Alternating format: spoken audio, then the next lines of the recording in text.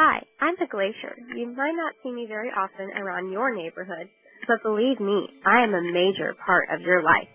Glacial ice may only cover 10% of land area on the whole planet, but I store up to 75% of the world's fresh water.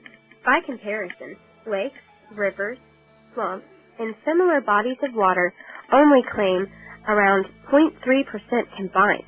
If every glacier and ice sheet on Earth suddenly melted, the global sea level would raise by over 260 feet.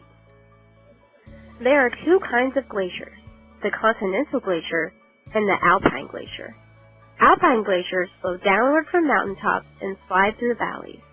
Continental glaciers are large horizontal expanses that are not seriously affected by hills or mountains they cover.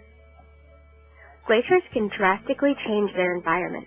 They carved out the Great Lakes and the fjords. Most of the planet's glaciers are located in Norway, New Zealand, Canada, and Alaska. There are about 100,000 glaciers in Alaska alone. Glaciers are formed by snowflakes and time. The most important ingredient for glacier formation is a location where snow stays put year-round. Glaciers can move up to 50 feet per day. The record was set by the Jakobshavn Glacier in Greenland by traveling around 150 feet in one single day. Glaciers behave like really slow-moving rivers. Glacial ice is driven by gravity. They flow from high to low elevation. In the process, they often remove, accumulate, and transport sediment and rock material, sometimes as far as hundreds of miles from its starting point. When glaciers slide along the Earth's surface, they grind the bedrock into a fine, powdery substance. This earthy sawdust is called rock flour. Since rock flour is too fine to sink, the material gets suspended in the water and it turns it into a turquoise-blue color. This is what causes the colorful glacial lakes that you will see in this movie. Calving is what happens when large chunks of glacial ice break off of the glacier.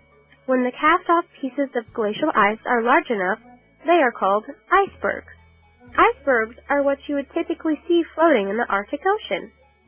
When glaciers form over volcanoes, they can become deadly. In 1996, the Grimsvötn volcano of Iceland erupted, the site being buried by about 2,000 feet of glacial ice.